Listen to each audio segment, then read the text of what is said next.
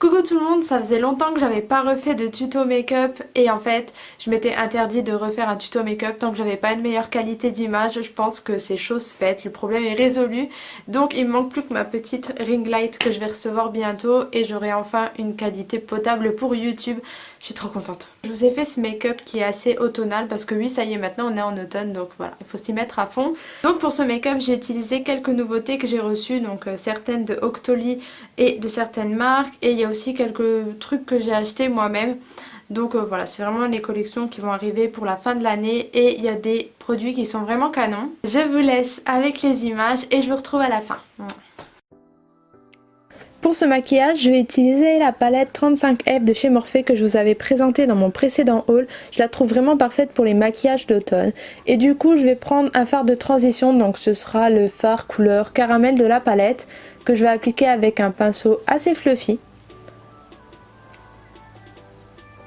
Et ensuite, je viens prendre ce marron qui est assez chaud et avec un pinceau un petit peu plus fin, je vais le mettre dans mon creux de l'œil vraiment pour intensifier le maquillage. Donc voilà, exactement la même chose, je vais estomper à chaque étape du maquillage en fait. Et maintenant je viens prendre le noir de la palette qui est vraiment pas mal parce qu'il est bien pigmenté. J'en prends pas énormément, du coup je le mets juste en coin externe pour intensifier mon coin externe. Et maintenant je vais venir faire mon code crease avec le full cover de chez Make Up Forever. Donc d'habitude je fais avec un anti-cerne. Et là j'ai acheté ce produit là pour couvrir les imperfections et les boutons. Et je le trouve top pour les cut crease parce qu'il est bien couvrant. Et je reprends le pinceau d'avant pour flouter un petit peu les bords. Maintenant je vais passer au fard nacré pailleté, donc je viens prendre le cuivre de la palette et franchement le fard là il est super beau parce qu'il y a des petites paillettes dedans. Et du coup moi je l'applique avec un pinceau plat sur le 3/4 de la paupière parce qu'après j'utilise ce fard là pour mettre en coin interne. Et pareil je l'utilise avec le même pinceau plat en fait. Maintenant je viens prendre le Dazzle Shadow de chez MAC, donc c'est un nouveau produit. En fait c'est un petit peu comme les produits Stila, je sais pas si vous connaissez.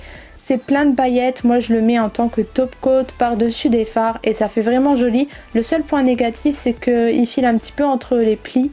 Mais bon c'est quand même super joli, ça fait effet en fait.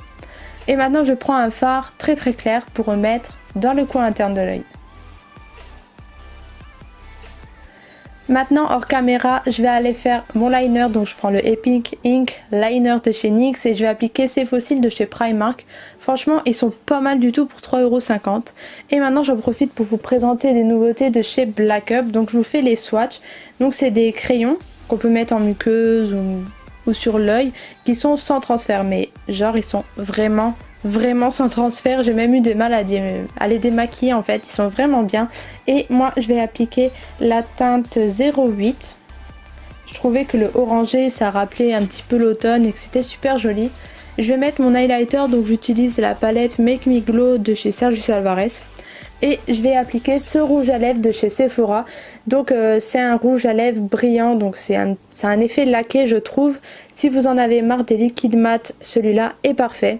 Et le maquillage est terminé. Je vous mets tout dans la barre d'infos. La vidéo est terminée, j'espère que ce tuto en haute qualité vous a plu. Là sincèrement je suis motivée à refaire des tutos, ça m'avait trop manqué et sincèrement c'est ce que je préfère faire. Ça s'annonce bien pour les vidéos d'Halloween, du coup j'ai trop hâte de vous montrer tout ça. Ça fait hyper longtemps que j'y pense et que je travaille dessus, donc voilà. On se retrouve dans une prochaine vidéo, je vais sûrement vous faire un petit haul parce que je suis passée chez Primark et en attendant je vous fais plein de gros bisous. Mouah.